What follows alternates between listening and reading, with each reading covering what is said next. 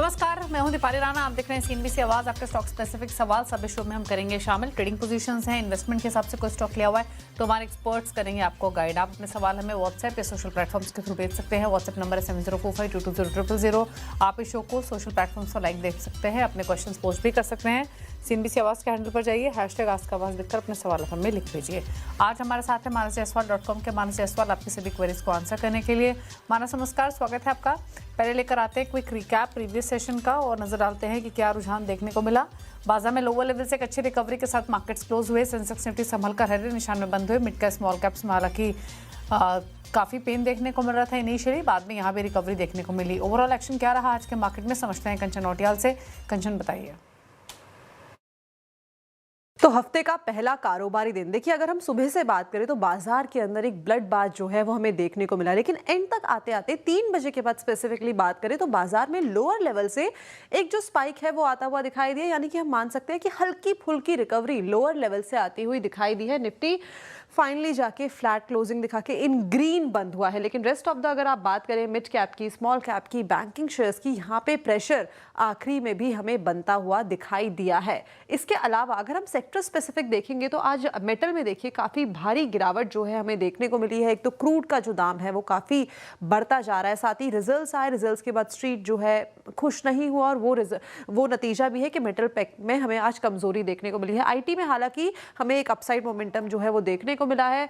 India VIX में भारी आज तेजी देखने को मिली थी, एक टाइम पे 20 तक भी जाता हुआ दिखाई दिया था। रेस्ट ऑफ द सेक्टर्स की आप बात करें तो हर जगह गिरावट का सिलसिला आज के सत्र में देखा गया। अब बात कर लेते हैं कि स्टॉक स्पेसिफिक एक्शन किस तरीके का देखने को मिला है। निफ्टी में टेक महिंद्रा, इन्फोसिस, भारती एयरटेल और सन फार्मास्यूटिकल जो है आज हल्की फुल्की बढ़त के साथ बंद हुए हैं।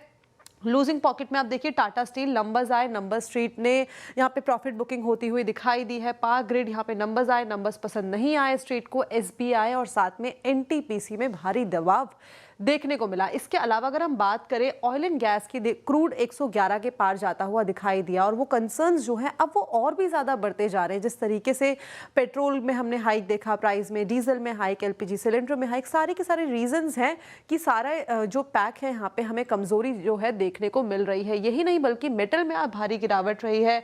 टाटा स्टील के तो नंबर ही आए थे, इसके अलावा सेल के नंबर आए थे और भी मेटल में आज काफ़ी बस था, न्यूज़ का भी और साथ में जियोपॉलिटिकल टेंशन जो है उसका भी, जिस वजह से आज भारी मात्रा में यहाँ पे भी हमें जो गिरावट है वो देखने को मिली है। ऑल इन ऑल अगर हम बोले तो हफ्ते का पहला कारोबारी दिन काफी ज्यादा दबाव में रहा है।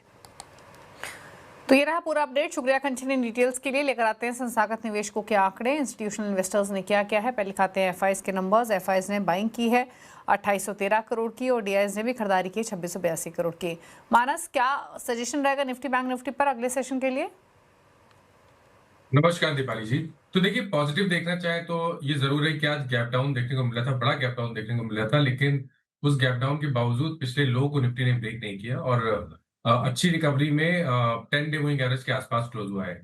तो अब इम्पॉर्टेंट ये है कि एक बार ये 10 डे और 20 डे मूविंग एवरेज को रिगेन कर लेता है, 23,850 के लेवल को अगर रिगेन कर लेगा तो शायद वापस 24,200 24,300 की रेंज में आ जाएगा। तो मेरा समझना ये है कि अगर अगर किसी के पास लॉन्ग पोजीशन है तो वहां पर आप पोजीशन को होल्ड करें। 23,250 का फिलहाल के लिए स्टॉप लॉस लगा के रखें। लेकिन अगर 850 के ऊपर निकले, 23,850 के ऊपर निकले तो आप एग्रेसिव होकर खरीदारी कर सकते हैं, लेकिन उस केस में आपको स्टॉप लॉस 23,600 का लगा के रखना पड़ेगा निफ्टी में। बैंक निफ्टी में भी लोअर लेवल से बाइंग इंटरेस्ट देखने को मिला, लेकिन बैंक निफ्टी में अभी भी रेजिस्टेंस काफी दूर है। तो यहाँ पर बुलिश तभी होगा जब 54,200 के ऊपर बैंक निफ्टी निकलेगा। उससे पहले यहाँ पर फ्रेश लॉन्ग नहीं लेना चाहिए बैंक निफ्टी में। ओके, स्टॉक स्पेसिफिक अप्रोच क्या रहेगी? तो देखिए, पहले तो परसिस्टेंट पे खरीदारी करेंगे, क्योंकि अगर आप देखें तो आज आईटी ने काफी बढ़िया परफॉर्म किया। मिड कैप में ज्यादा बाइंग इंटरेस्ट देखने को मिला। परसिस्टेंट जिसने हमने 10-20 डे मूविंग एवरेज को रिगेन कर लिया, मेरा समझना है कि यहाँ पर रैली कंटिन्यू हो सकती है। तो 5050 के टारगेट के लिए परसिस्टेंट में खरीदारी करेंगे। 4790 का आपको स्टॉप लॉस लगा के रखना है परसिस्टेंट पे। तो दूसरा स्टॉक है वो जेएसडब्ल्यू एनर्जी का है। अगर आप देखें तो यहाँ पर भी लोअर लेवल से बाइंग इंटरेस्ट देखने को मिला। स्टॉक ने 200 डे मूविंग एवरेज पे सपोर्ट लिया, 50 डे मूविंग एवरेज को रिगेन कर लिया है। तो यहाँ पर अभी और रिकवरी देखने को मिलेगी। 550 के टारगेट के लिए खरीदारी करेंगे।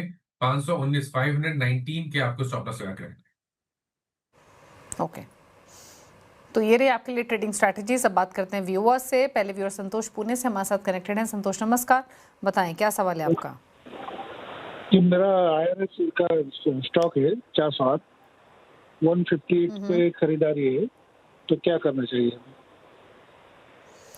158 की बाइंग IRFC। और आपका होराइजन क्या है इसमें? 408, 408। ओके, 408 की बाइंग है। क्या सजेशन रहेगा? 408 शेयर्स हैं, 158 की बाइंग है, IRFC 98 पर बंद हुआ है। क्या सजेशन इनके लिए? देखिए काफी ऊपर की खरीदारी है, तो अभी वो टारगेट या ये बोलना कि वो लेवल्स आ जाएंगे ये कहना बहुत मुश्किल है। लेकिन एक चीज बहुत क्लियर चार्ट्स पे दिखती है कि एक बहुत ही स्ट्रॉन्ग सपोर्ट स्टॉक ने बनाया है, करीब करीब 85 86 की रेंज में। तो अगर आपने इतना होल्ड किया तो थोड़ा वेट और करें, 85 के नीचे स्टॉप लॉस लगाए। आज हमने लोअर लेवल से बाइंग इंटरेस्ट देखा है, एक हैमर पैटर्न डेली चार्ट पे बना है, जो इंडिकेट करता है कि एक शॉर्ट टर्म बॉटम तो बना है। इंपॉर्टेंट ये है कि स्टॉक लॉन्ग टर्म के लिए बुलिश तभी होगा जब स्टॉक अपने 200 डे और 20 वीक मूविंग एवरेज को ब्रेक करेगा। तो जब तक 110 115 की रेंज को ब्रेक ना करे तब तक कोई बहुत बड़ी उम्मीद ना रखें। लेकिन क्योंकि लोअर लेवल पे सपोर्ट है, इसलिए 85 के स्टॉप लॉस पोजीशन को होल्ड करें। अगर 115 के ऊपर निकलेगा तो शायद आपको 135 140 की रेंज देखने को मिल सकती है आने वाले समय में। ओके, बात करते हैं अगले व्यूअर से। हमारे साथ SMS के थ्रू इनफैक्ट हमें एक सवाल भेजा है RS राठी ने दिल्ली से। अदानी पावर पर इनका सवाल है, 223 की बाइंग है, 100 शेयर्स हैं, लंबी अवधि का व्यू लेके चल रहे हैं। मानस, क्या नजरिया रहेगा निवेश के पॉइंट ऑफ व्यू से फिलहाल 3-4 रुपए नीचे इनके बाइंग प्राइस से? देखिए चार्ट तो काफी अच्छे लगते हैं, हालांकि इन्होंने काफी हाई लेवल पे खरीदारी की हुई है, एक बड़ी रैली के बाद की हुई है। लेकिन फिर भी मेरा समझना है कि अगर आपके पास समय है, अगर आप 3 से 6 महीने का समय दे सकते हैं तो पोजीशन को होल्ड करें। स्टॉप लॉस आपको थोड़ा सा डीप लगाना है, 190 रुपए के नीचे स्टॉप लॉस लगाना है। लेकिन अगर स्टॉक वापस 230 के ऊपर निकलेगा तो नेक्स्ट टारगेट 200, सबसे पहले तो 275 का रहेगा, और उसके बाद 295 तक के टारगेट्स भी देखने को मिल सकते हैं। अभी के लिए पोजीशन को होल्ड करना चाहिए और 190 का स्टॉप लॉस लगाना चाहिए। ओके, तो ये रही सलाह आपके लिए अदानी पार पर। अगले व्यूअर से बात करेंगे विपुल मोदी, पटना पाटन से हमारे साथ कनेक्टेड है। विपुल नमस्कार, पूछिए अपना सवाल। हेलो जी, सवाल पूछिए। आज ही मैंने इंफोसिस 1232 में खरीदा है 24 अप्रैल को। तो अभी क्या करें हम? आपका नजरिया क्या है? मैंने लॉन्ग टर्म है, 2-3-5 वर्ष का लॉन्ग नजरिया आएंगे। ओके, लंबी अवधि का व्यू है, 1232 की बाइंग है, 90 रुपए का नुकसान है, फिलहाल 100 शेयर है। क्या सजेशन मानस? देखिए एक बड़ी गिरावट हम ऑलरेडी इन्फी में देख चुके हैं, 1750 से नॉन स्टॉप क्रैक देखने को मिला है, 1100 के आसपास शॉर्ट टर्म बॉटम बना है। मीडियम टर्म या लॉन्ग टर्म का व्यू देना टेक्निकली थोड़ा सा मुश्किल है, क्योंकि जब तक ये 1300 1325 के नीचे ट्रेड करता रहेगा तब तक मीडियम टू लॉन्ग टर्म का व्यू बुलिश नहीं बनेगा। बट क्योंकि एक शॉर्ट टर्म बॉटम बना है और आज हमने आईटी में एक बढ़िया बाइंग इंटरेस्ट देखा है, इसलिए इतना इंतजार कर लिया है तो थोड़ा सा वेट और करें। 1075 का आपको स्टॉप लॉस लगाना है, इस उम्मीद में कि अगर 1200 रुपए के लेवल्स ब्रेक होंगे तो 1350 के आसपास तो आ जाएगा। लेकिन अगर 1350 के ऊपर निकल गया तो फिर आपको 1500 रुपए तक की रैली देखने को मिलेगी। लेकिन अभी ये प्रिडिक्ट करना थोड़ा मुश्किल है। केवल एक स्टॉप लॉस लगाए 1075 का और पोजीशन को होल्ड करें। ओके, बात करेंगे परेश से, सुरेंद्र नगर से हमारे साथ कनेक्टेड है। परेश नमस्कार, पूछिए अपना सवाल। मेरे पास पाइन लैब 300 शेयर है, 160 रुपये पे भाव पर, तो होल्ड करूं या निकल जाऊं? आपका नजरिया क्या है इसमें? 2 साल का। ओके, 2 इयर्स का व्यू है। पाइन लैब्स 160 की बाइंग है, फिलहाल 6 साढ़े 6 रुपए नीचे इनके भाव से है। क्या करना चाहिए? देखिए लॉन्ग टर्म का व्यू मुश्किल है देना, क्योंकि डेटा बहुत ज्यादा नहीं है। लेकिन एक चीज पॉजिटिव लग रही है कि इस बार गिरावट में स्टॉक ने वापस अपने पिछले लो के आसपास सपोर्ट किया, जो कि 150 था। मेरे ख्याल से 145 के स्टॉप लॉस से पोजीशन को होल्ड करें। बहुत ऊपर की खरीदारी नहीं है, 160 की खरीदारी है, तो आप 145 का स्टॉप लॉस लगा सकते हैं। मेरा समझना ये है कि अगर 158 159 के ऊपर निकलेगा तो रिकवरी में 180 190 तक के लेवल्स देखने को मिल सकते हैं स्टॉक में। ओके, बात करेंगे सोमेंद्र जैन से, सूरत से कनेक्टेड है। सोमेंद्र नमस्कार, पूछिए अपना सवाल। हाँ मैडम, एक्चुअल में मेरे पास जो है 25 तो अशोक लीलैंड है ओके 184 पे, और 35 शेयर्स जो हैं वो रिलायंस इंडस्ट्रीज के हैं 350 वो 1350 पे। मैं Okay. लॉन्ग टर्म के लिए इनको क्या करूं? 1350 रिलायंस, अशोक लेलैंड 184 की बाइंग है आपकी। जी जी जी। ओके, पूछ लेते हैं रिलायंस के संदर्भ में। पहले डिस्क्लोजर दे दें कि जो चैनल हमारे व्यूअर्स देख रहे हैं सीएनबीसी आवाज का स्वागत रिलायंस इंडस्ट्रीज के हाथों में है। 1350 के बाइंग है रिलायंस में, अशोक लेलैंड 184 के बाइंग है। दोनों स्टॉक्स इनके भाव से थोड़ा नीचे हैं, क्या सलाह? देखिए, रिलायंस इंडस्ट्रीज की जहां तक बात है, मीडियम टर्म चार्ट पे एक सपोर्ट है जहां पर स्टॉक ने हैमर बनाया था करीब 7-8 हफ्ते पहले। तो वहां पर बहुत सपोर्ट दिखता है। तो 1275 के स्टॉप लॉस से रिलायंस में पोजीशन को होल्ड करें। बुलिश नहीं लग रहा है, लेकिन क्योंकि एक सपोर्ट के पास में है, इसलिए वहां पर स्टॉप लॉस लगा के पोजीशन को होल्ड किया जा सकता है। बुलिश तब होगा जब 1420 के लेवल को ब्रेक करेगा, 1420 के ऊपर निकलेगा, रिलायंस तब भी बुलिश होगा। अगर वो लेवल ब्रेक हो जाएंगे तो फिर आपको 1500-1525 की रेंज देखने को मिल सकती है रिलायंस इंडस्ट्रीज। ओके, बात करते हैं अब अगले व्यूअर से। हमारे साथ सवाल पूछने के लिए अंकित झुंझुनवाला नागपुर से कनेक्टेड है। अंकित, गुड इवनिंग, बताइए अपना सवाल। Good morning ma'am. मेरे पास में रिलायंस इंडस्ट्रीज है 10 क्वांटिटी, जिसका प्राइस है 1378। और मेरे Okay. पास आईसीआईसीआई बैंक है 25 क्वांटिटी, जिसका प्राइस है 1380। और टीएमपीवी है 623 पे, जिसका क्वांटिटी 125। ठीक है, तो एक बार मुझे अपने तीनों स्टॉक्स बताएंगे। रिलायंस 1378, आईसीआईसीआई बैंक 1318 और तीसरा शेयर आपने कौन सा बताया? टीएमपीवी, टाटा मोटर्स मैं समझ नहीं- passenger vehicle. Okay, TMPV, Tata motors passenger vehicle. यहाँ पर आपका बाइंग प्राइस क्या है? 623 है, क्वांटिटी 125। 623। मेरे ख्याल से ये आपका बाइंग प्राइस स्प्लिट से पहले का होगा। 623 तो करंट हाँ, प्राइस इसका नहीं रहा है। हाँ, तो फिर तो आपको हाँ। टाटा मोटर्स सीवी के भी स्टॉक्स मिले होंगे ना? हाँ, वो मैंने सेल कर दिया। ओके, वो आपने सेल कर दी। तो आपका ये 623 बाइंग नहीं होगा। अगर आप अपनी शीट देखेंगे तो आपको करेक्ट स्प्लिट वाला प्राइस पता लग रहा होगा आपकी बाइंग के हिसाब से। और क्योंकि अगर आपकी 653 की बाइंग है तो नीचे के लेवल्स की बाइंग थी, बहुत ऊपर के बाइंग तो नहीं थी, तो आपके भाव के आसपास ही होना चाहिए।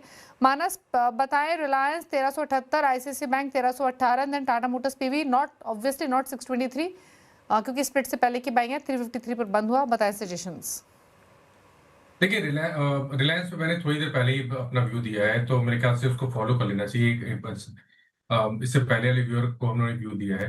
आईसीआईसीआई बैंक की जहां तक बात है, देखिए आईसीआईसीआई बैंक में लोअर लेवल पे काफी सपोर्ट है।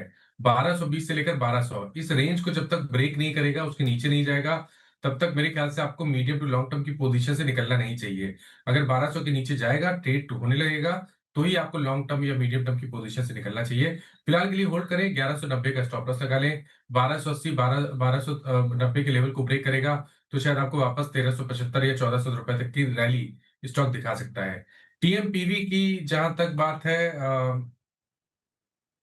तो देखिए टीएमपीवी ने अभी तक तो अंडर परफॉर्म किया, लेकिन पिछले मंथ स्टॉक ने बढ़िया रैली दिखाई थी लोअर लेवल से। अब देखिए पॉइंट ये कि एक बार ये 375 के आंकड़े को ब्रेक कर जाए, क्योंकि जहां स्टॉक काफी समय से 200 डे मूविंग एवरेज पे रेजिस्टेंस फेस कर रहा है, तो 375 पे 200 डे मूविंग एवरेज आता है। अगर वो लेवल ब्रेक हो जाएंगे तो फिर आपको 410 से 420 तक की रैली स्टॉक में देखने को मिल जाएगी। अभी के लिए यहाँ पर भी बने रहिए, 325 रुपए के नीचे आपको स्टॉप लॉस लगाना है। बात करेंगे जयंत जोशी से, नांदेड़ से हमारे साथ कनेक्टेड हैं। जयंत नमस्कार, पूछे अपना सवाल। नमस्ते मैडम, नमस्ते। हम आपका शो रेगुलर देखते हैं और अच्छे से राय मिलती है आपकी तरफ से हमको। Thanks for that. Thank you Jayant ji. Madam मेरे पास एनएसडीएल के शेयर्स है, 50 शेयर्स है। एट द क्वांटिटी ऑफ मेरा 1070 का मेरा रेट है परचेसिंग। और मेरे पास इसका भी है पतंजलि का, वो है 570 का लिया हुआ है, वो 100 शेयर है मेरे पास। तो दोनों में क्या करें मैडम? पतंजलि में आपकी बाइंग किस लेवल की है? उसका है 570 रुपए का है, 570। 570 पतंजलि और एनएसडीएल 1070। आपका वैसे ये इन्वेस्टमेंट है? यस मैम, लॉन्ग टर्म है, 2 to 3 years, minimum 2 to 3 years। ठीक है, 2 to 3 years का व्यू है। क्या सलाह रहेगी पतंजलि फूड्स पर और साथ ही एनएसडीएल पर? देखिए एनएसडीएल भी लॉन्ग टर्म व्यू देना मुश्किल है, क्योंकि ज्यादा डेटा है नहीं, लेकिन शॉर्ट टर्म चार्ट अभी भी वीक लगते हैं, क्योंकि लोअर टॉप लोअर बॉटम बन रहे हैं। स्टॉक अपने 50 डे मूविंग एवरेज के ऊपर नहीं सस्टेन कर पा रहा है। ध्यान रखें, यहाँ पर ट्रेंड बुलिश तभी होगा जब स्टॉक 960 रुपए के ऊपर निकलेगा। उससे पहले प्रिडिक्ट करना थोड़ा सा मुश्किल है। अभी तक का ट्रेंड निगेटिव है। मेरा रिकमेंडेशन ये है कि अगर आपके पास लॉन्ग पोजीशन है तो 790 रुपए का स्टॉप लॉस जरूर से लगा लें। कभी कोई उछाल मिले तो निकलने की कोशिश करें और फ्रेश खरीदारी 960 रुपए के ऊपर ही करें। उससे पहले यहाँ पर खरीदारी नहीं करनी चाहिए। पतंजलि पतंजलि की जहां तक बात है, देखिए कोशिश कर रहा है स्टॉक बॉटम बनाने की। हालांकि अगर हम वीकली चार्ट देखेंगे तो वहां पे तो लोअर टॉप लोअर बॉटम्स अभी भी दिख रहे हैं, लेकिन पिछले 3-4 दिनों से स्टॉक ने लगातार कोशिश की है 440 के आसपास बॉटम बनाने की। तो अगर आपके पास पोजीशन है तो 435 का स्टॉप लॉस लगा लें। अगर 480 के ऊपर निकलेगा तो 520 तक की रैली स्टॉक दिखा सकता है। ठीक है, तो ये रही सलाह आपके लिए इन दोनों शेयर्स पर। बात करते हैं अब सागर से। हमारे साथ अकोला से कनेक्टेड है सागर। नमस्कार, पूछिए अपना सवाल। नमस्कार मैडम, मेरे पास भारतीय एयरटेल है 53 share at the rate 495 long term horizon है मैडम। और एक फिजिक्स वाला है 250 share at the rate of 88 rupees, वो भी लॉन्ग टाइम होराइजन है ma'am. Okay, long term view एक बार लेवल्स आप बताएंगे दोबारा। भारतीय एयरटेल आपने बताया 495 की आपकी बाइंग है, राइट? जी हाँ मैम। और दूसरा स्टॉक फिजिक्स वाला 250 शेयर है, फिजिक्स 88 वाला। की बाइंग है मैम। ओके, फिजिक्स वाला में 250 शेयर्स 88 की बाइंग है। क्या सजेशन मानस? देखिए फिजिक्स वाला में बने रहे हैं। मीडियम टर्म या लॉन्ग टर्म व्यू तो नहीं दे पाएंगे, लेकिन शॉर्ट टर्म के हिसाब से बने रहिए। 99 का स्टॉप लॉस लगा लें। मेरा समझना है कि इस बार स्टॉक शायद 120 के आंकड़े को ब्रेक कर सकता है, और अगर 120 के ऊपर निकलेगा तो 135 तक की रैली दिखा देगा। तो 100 रुपए के नीचे स्टॉप लॉस लगा के पोजीशन को होल्ड करें। भारतीय एयरटेल का व्यू बिल्कुल पॉजिटिव है। अगर आपका टाइम फ्रेम बड़ा है, अगर आप 1 साल तक स्टॉक में बने रह सकते हैं तो अभी बने रहिए। और देखिए जब तक स्टॉक ये 1700-1650 के आसपास सपोर्ट लेता रहेगा तब तक मेन ट्रेंड पॉजिटिव बना रहेगा। तो हर गिरावट पे खरीदारी करें। 1600 रुपए के नीचे स्टॉप लॉस लगाएं। 1 साल का अगर आपका टाइम फ्रेम है तो आपको 2350 के टारगेट सेट करके चलने हैं। ओके, ठीक है, तो ये रही आपके लिए सलाह फिलहाल भारतीय एयरटेल पर। मैं दिनेश से बात करता, अगले व्यूअर है दिल्ली से हमारे साथ। दिनेश नमस्कार, पूछिए अपना सवाल। हाँ नमस्कार मैम, और नमस्कार टू CNBC टीम। मुझे पूछना था कि मेरे पास 50 शेयर है KC के 900 के रेट पे, तो अब इसमें क्या करना चाहिए? इसको यहाँ पे रखें या फिर मैं गोल्ड या सिल्वर में स्विच करूँ? ओके, आपका वैसे लॉन्ग टर्म व्यू है? हाँ जी। ओके, तो KC इंटरनेशनल इन्होंने आपने एक बार मुझे अपना बाइंग प्राइस बताएंगे? आपकी 900 की बाइंग है, राइट? हाँ जी 900 की। ओके, 487 पर बंद हुआ। हालांकि KC इंटरनेशनल मानस बहुत स्ट्रॉन्ग मूवर रहा है पिछले कुछ सालों में। इनकी बाइंग हालांकि क्योंकि हायर लेवल्स की है इसीलिए इनको लॉस हो रहा है अगर इनकी बाइंग लेवल के हिसाब से।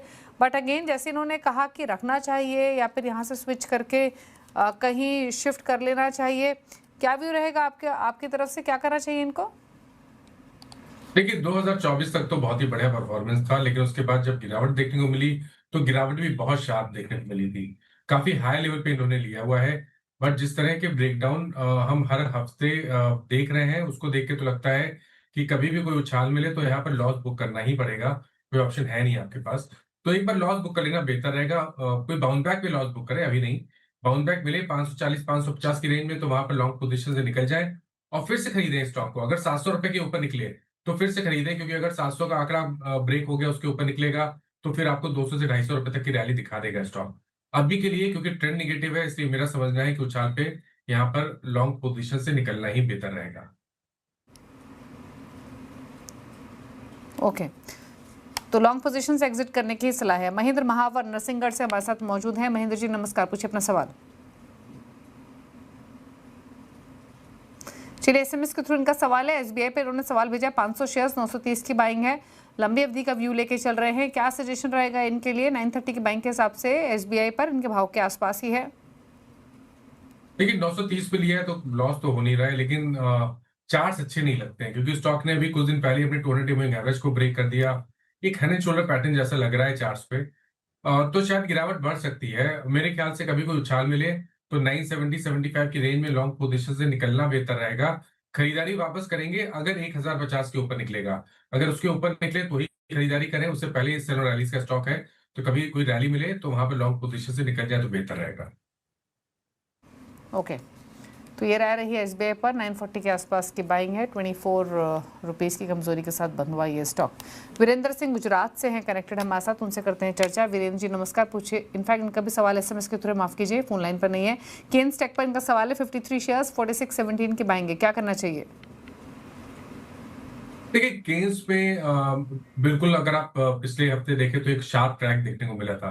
उससे पहले चार्ट इतने खराब नहीं लग रहे थे, लेकिन जिस तरह का क्रैक हमने पिछले हफ्ते देखा है और क्योंकि स्टॉक ने 3400 के एक बहुत ही अहम आंकड़े को ब्रेक किया है, उसको देख के लगता है कि गिरावट बढ़ सकती है। शायद स्टॉक में 2900 या तो 2700 रुपए तक का क्रैक भी देखने को मिल सकता है। तो मेरी राय में कभी कोई बाउंस बैक मिले तो यहाँ पर लॉन्ग पोजीशन से निकल जाए और खरीदारी करें केवल 4000 के ऊपर। ओके, तो ये रह रही है आपके लिए केन्स टेक पर 3118 के लेवल्स पर बंद हुआ। चलिए रुकना इसी के साथ एक ब्रेक के लिए, लौटेंगे तो कुछ और व्यूअर से करेंगे बातचीत। जल्द रुकना एक छोटे से ब्रेक के साथ। आप देखते रहिए सीएनबीसी आवाज़।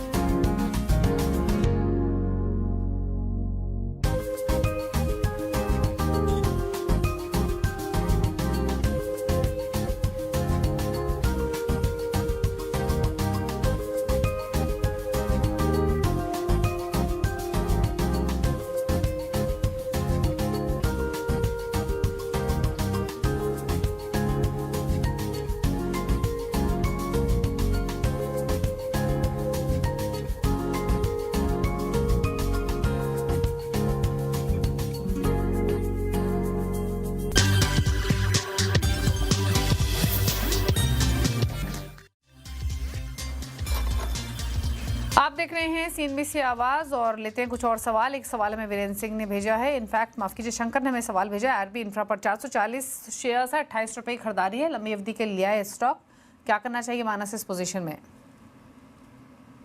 देखिए आईआरबी माफ करिए, देखिए आईआरबी की जहां तक बात है, मेरा समझना है कि यहाँ पर आपको लॉन्ग पोजीशन से निकलना पड़ेगा।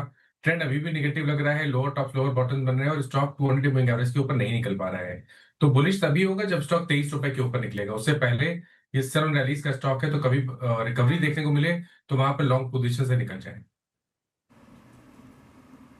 ओके, तो ये रही सलाह आपके लिए आरबी इंफ्रा पर। मयंक से बात करते हैं।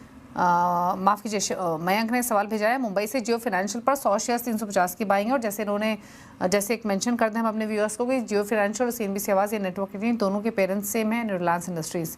बताइए क्या सजेशन जियो फाइनेंशियल पर 350 की बाइंग है? जी, तो देखिए सबसे पहला काम करना है आपको स्टॉप लॉस लगाना है। पिछले 3 मंथ से देखें तो स्टॉक 220 के आसपास सपोर्ट ले रहा है, आपको उसी के नीचे स्टॉप लॉस लगाना है। 220 का स्टॉप लॉस लगा के पोजीशन को होल्ड करें। अगर स्टॉक 270 रुपए के ऊपर निकलेगा तो ही ट्रेंड बुलिश होगा। लेकिन क्योंकि आपने हाई लेवल पे लिया हुआ है तो रिस्क रिवॉर्ड के हिसाब से 10-12 रुपए की बात है, 220 का स्टॉप लॉस लगा ले, पोजीशन को होल्ड करें। लेकिन अगर 270 के ऊपर निकलेगा तो फिर आपको एक ठीक ठाक रैली देखने को मिलेगी। अभी के लिए आप स्टॉप लॉस लगा के पोजीशन को होल्ड कर सकते हैं। ओके, एक और सवाल लेते हैं और ये सवाल हमें भेजा है सनत भाई ने भावनगर से। एमटार टेक पर काफी अट्रैक्टिव लेवल पर एंट्री इनके एमटार में 1700 की बाइंग है, 20 शेयर्स, क्या करें? तो देखिए पोजीशन को होल्ड करें क्योंकि कहीं पर कोई रिवर्सल के sign medium to long term chart पे नहीं है। और मेरा समझना ये है कि जब तक 20 मूविंग एवरेज के ऊपर ट्रेड करता रहे तब तक आपको लॉन्ग पोजीशन से निकलने की जरूरत नहीं है। स्टॉप लॉस बड़ा है, 6000 का स्टॉप लॉस है, लेकिन अगर स्टॉक 75 मिनट के ऊपर निकलेगा तो 8350 तक की रैली भी स्टॉक दिखा सकता है। ठीक है, तो ये रह रही आपके लिए एमटार टेक पर और ये सजेशन आपके लिए। चलिए, सवाल तो इतने ही शामिल करेंगे। कोई क्लोजिंग कमेंट रहेगा मानस आपकी तरफ से? तो देखिए, जिन स्टॉक्स के बारे में बात हुई, किसी भी स्टॉक में मेरा पर्सनल पोजीशन नहीं है, बट इनमें से कुछ स्टॉक ऐसे हैं जो हम लोग अपने क्लाइंट्स को रिकमेंड करते रहते हैं, तो उनके पास उन स्टॉक से पोजीशन हो सकती है। ओके, तो ये रही सजेशन आपके लिए और आपके तमाम क्वेरीज पर। थैंक यू मानस आने के लिए शो में और सभी क्वेरीज को आंसर करने के लिए। इसी के साथ एक ब्रेक का वक्त हो गया है। ब्रेक के उस पार भी खबरें जारी है। नमस्कार।